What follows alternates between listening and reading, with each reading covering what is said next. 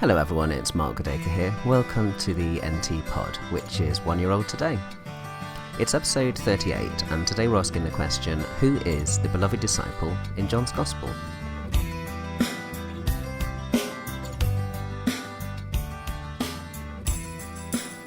It's one of those great enigmas in New Testament criticism. Try and work out who the beloved disciple is in John's Gospel, or what it is that the author of John's Gospel wants to do with this character. Why is it that this character has this special emphasis? He's an anonymous character. He's never named in the Gospel. He's usually called just something like the disciple whom Jesus loved, or sometimes just the other disciple. And the way that he crops up at key moments does make you think, well, is he the key to the origins of John's Gospel? And what is it about this character's witness that's so important?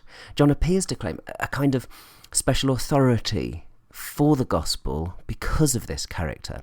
Just have a look at a couple of really key verses in John's Gospel. I mean, in John 19:35, for example, at the foot of the cross, you have Jesus' mother, who's never actually identified as Mary in the Gospel. She's always just called Jesus' mother. She's standing at the cross with this anonymous character, the one that Jesus loves. And after Jesus has given them this special new relationship of mother and son, the narrator says, "And he who has seen has testified, and his testimony is true, and he knows that he is telling the truth, so that you also may believe." So there's a kind of presence for this character that guarantees the witness of the Gospel. And bear in mind that in John's Gospel, the whole theme of witness, of testimony, of seeing and hearing Jesus, and that witness leading to belief as being a really key thing. And then you get the disciple figuring in a really big way in chapter 21 at the resurrection. And there you get this amazing line right towards the end of the Gospel. The narrator says, "This is the disciple who is testifying to these things and has written them, and we know that his testimony is true." So notice again the importance of witness. This is the character that sees key things. Now, who is this character? Is it just a kind of literary fiction? Or is it based on some sort of genuine reminiscence from a real historical figure?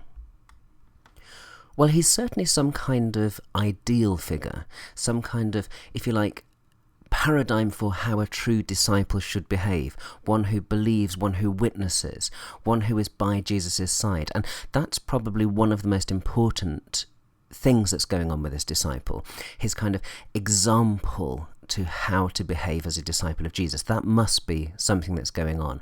But in terms of how the book is constructed, how the Gospel of John uses this character, it's difficult not to see John as being on a kind of trajectory from the anonymity of the earlier Gospels like Mark and Matthew. You might remember that in an earlier episode of the NT Pod 22, I think it was, on the anonymity of the Gospels, I talked about the way that Mark and Matthew have no authorial self-representation at all. Luke has very little either, but it's just beginning to move a little bit in that direction.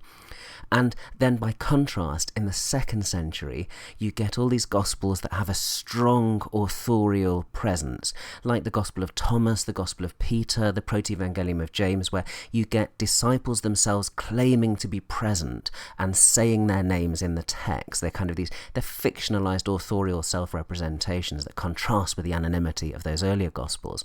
But John is interesting in that he seems to be somewhere in between that explicit self-representation in the 2nd century Gospels and the anonymity of the earlier ones. And I wonder whether in the representation of this beloved disciple is something of an attempt to stress that there is witness to the events of Jesus' ministry, but he's not quite wanting to go as far as later Gospels go and fictionalize the presence of a named disciple figure.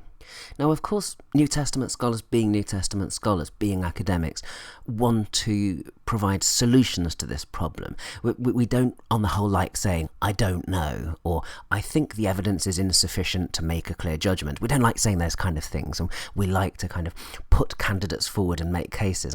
And there are lots of candidates for who the beloved disciple is supposed to be. They include John. They include a character called John the Elder that is referred to in some early Christian texts. They include Nathaniel, who's mentioned in John chapter 1. Lazarus is a popular candidate. He's in John chapter 11, the one that Jesus raises from the dead. Thomas even is claimed as a possibility. And a female candidate, Mary Magdalene, is sometimes said to be the beloved disciple. My problem with most of these kinds of identifications is that the author clearly doesn't want us to know. And if there is a vital clue there somewhere, it's sufficiently opaque to leave many of us missing it. In other words, you can put forward the most convincing case you can on that one of these characters like Lazarus or someone else is the beloved disciple. But however great your case is, you have to say that the gospel as it stands really doesn't want it to be clear who this disciple is for whatever reason.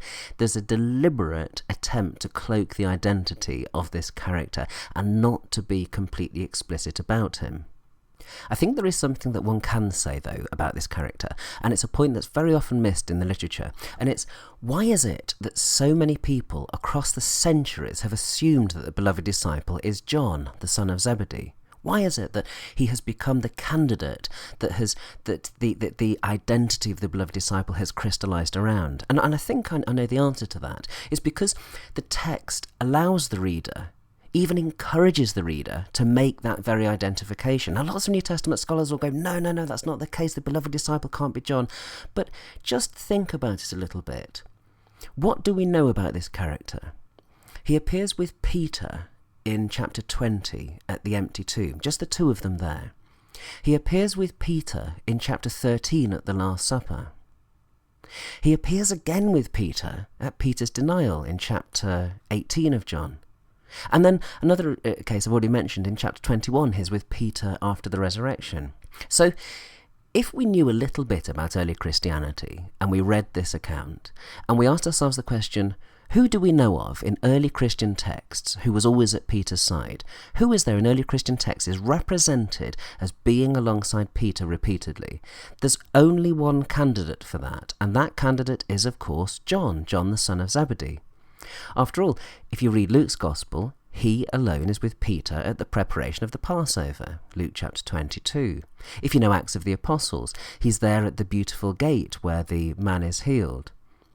In fact, the synoptics set up a kind of inner circle of three key disciples, Peter, James and John, and they're with Jesus at key moments in Mark, Matthew and in Luke. Now, James, the other son of Zebedee, has died early on. That's there in Acts chapter 12. And so the only candidate there that remains into the ministry of the early church is John. And it's not just in the Gospels and Acts that you see Peter and John together. If you read Galatians 2, one of Paul's letters, it's an early piece of New Testament literature. There, Peter and John are together in Jerusalem in Galatians chapter 2. So the figure that's consistently alongside Peter in early Christianity is John. So is that who the beloved disciple is supposed to be?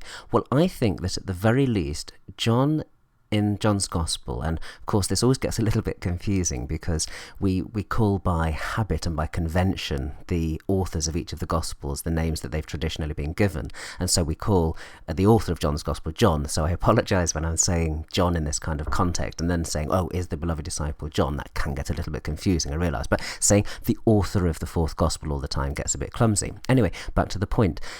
John, son of Zebedee, is conspicuous by his absence in John's Gospel. He's never mentioned by name.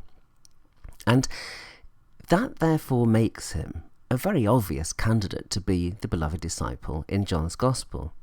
He appears to be present, and this is something that's repeatedly missed in literature on John's Gospel.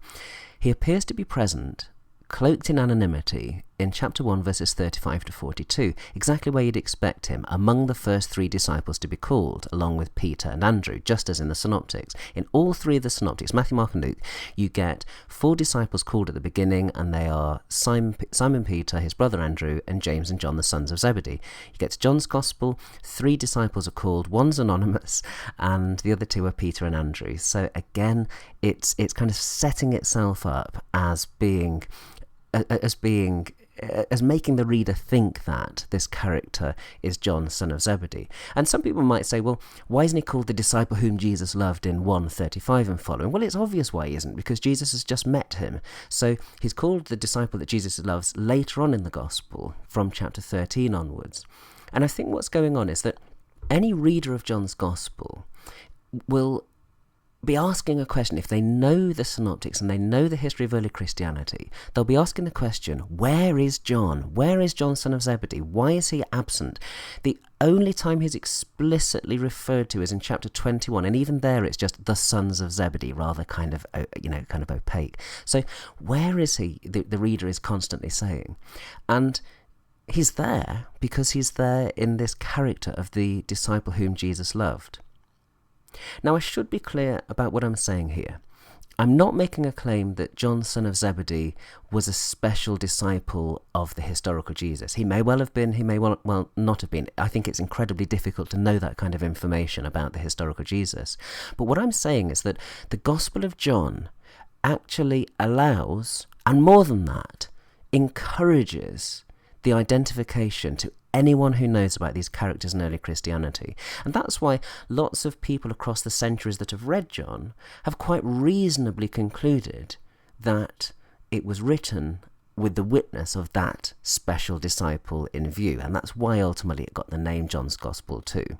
So it's a conventional kind of answer to me to the question, though I would ask you to listen to those nuances where I'm trying to say it's not a historical relationship specifically. What it is the author of the fourth Gospel allowing you to make that connection, even encouraging you to make that kind of connection, but himself just wanting to hold off a little bit on making that explicit claim. Well, thanks very much for your company on this anniversary edition of the NT Pod. We've been around a whole year now, from the 12th of June 2009 to 12th of June 2010, and I appreciate all the feedback during that time and all the encouragement and all the great comments. You can find me on the web at podacre.blogspot.com, on Duke University's iTunes U or on iTunes U, and I've got a new Facebook page, facebook.com/ntpod, and to celebrate our birthday, a new Twitter feed too, twitter.com/ntpod. So come along and see us over there. Thanks again for your company, and I'll be with you again soon.